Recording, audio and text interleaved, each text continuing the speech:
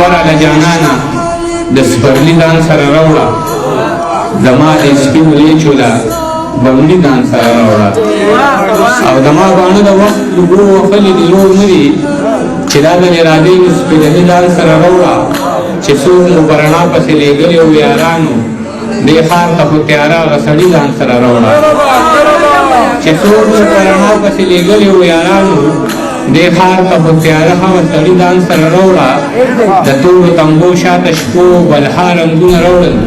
د ډېرو زنځیرونو ازادي ځان سره راوړه دې خلکو وسیږي لاسونه په غوږونو